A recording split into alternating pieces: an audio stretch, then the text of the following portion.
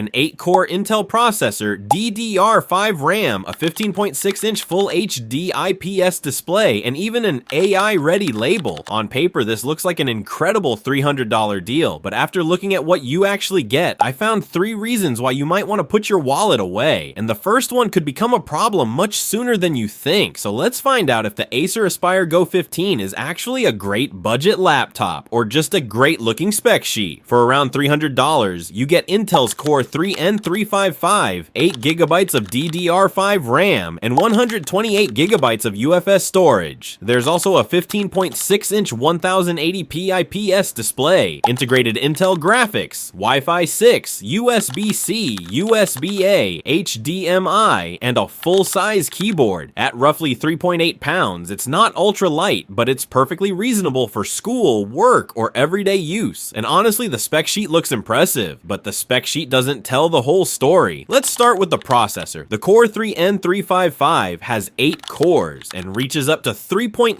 GHz. That sounds impressive, but don't confuse 8 cores with high-end performance. This is still an entry-level chip. The good news, it's actually pretty capable for everyday tasks. Chrome, Word, Excel, YouTube, Netflix, email, and schoolwork are exactly where this processor makes sense. So surprisingly, the CPU isn't my biggest concern. Here's the first problem: 8GB of RAM. For basic use, that's enough. But open 15 or 20 Chrome tabs, add Spotify, Word, and a Teams call, and that 8GB can disappear quickly. And because the integrated graphics also use system memory, you don't have the full 8GB available to your apps. For a student or casual user, you'll probably be fine. For heavy multitasking, I'd look for 16GB. And if you thought that was the biggest compromise, wait until you see the storage. Here's the second deal breaker: 128GB of storage. 128GB sounds fine until you actually use the laptop. Windows takes space, updates take space, your apps take space. Install Office, Chrome, Zoom, and a few other programs, then add photos, videos, or downloads, and that storage can disappear surprisingly fast. And then there's the storage type, UFS. It's not the same snappy NVMe SSD found in many competing laptops, so storage performance and upgrade options can be less appealing. Acer does sell other Aspire Go configurations with additional NVMe storage, so upgrades are possible on some versions. But because Acer sells multiple configurations under almost identical names, don't assume your exact 352Z has the same internal setup. If you can find a 256GB version for only a little more money, I'd take it. So the internals are a mixed bag, but none of that matters if the screen is painful to look at. Let's talk about the display. You get a 15.6-inch 1080p IPS display, and this is one of the better parts of the laptop. It's large, full HD, and perfectly usable for documents, browsing, schoolwork, YouTube, and Netflix. But it's a 45% NTSC panel, which means the colors aren't going to be as rich or accurate as better displays. For everyday users, that's fine. For professional photo or video work, look elsewhere. And now we get to the third thing you need to know: the AI-ready label. Acer makes this sound pretty exciting, but here's the reality. This laptop doesn't have the special AI chip found in expensive laptops, so AI-ready is mostly a marketing label here. You'll still get Windows and AI-related features, but don't buy this expecting an AI powerhouse. It's an everyday budget laptop first. What about gaming? Keep expectations low. The integrated Intel graphics are fine for lightweight games, but modern AAA gaming? No, this isn't a gaming laptop. The webcam is another weak point. For a quick Zoom call, it works. But if you're on video calls all day, I'd want something better. The speakers are similar. They're fine for YouTube and casual videos, but headphones will sound better. Now let's do a quick lightning round. Student? Yes. Chrome, Word, PowerPoint, YouTube, email, and Zoom. This laptop makes sense. Parent or casual user? Yes. Browsing, Netflix, email, and basic documents? Absolutely. Remote worker? Maybe. The performance is fine, but the webcam and 8GB RAM deserve consideration. Creator? No. The RAM, display, and integrated graphics aren't ideal for serious editing. Gamer? No. Look elsewhere. Buying it for the AI label? Definitely not. And now the part that decides everything: the price. Because budget laptops aren't about whether they're good. They're about whether they're good for the money. Around $300? Interesting. At this price, the large IPS display, N355 processor, DDR5 RAM, and decent connectivity make a lot of sense. Around $350, $250. Start comparing. You're getting closer to laptops with more storage or stronger hardware, near $400. I'd skip this configuration.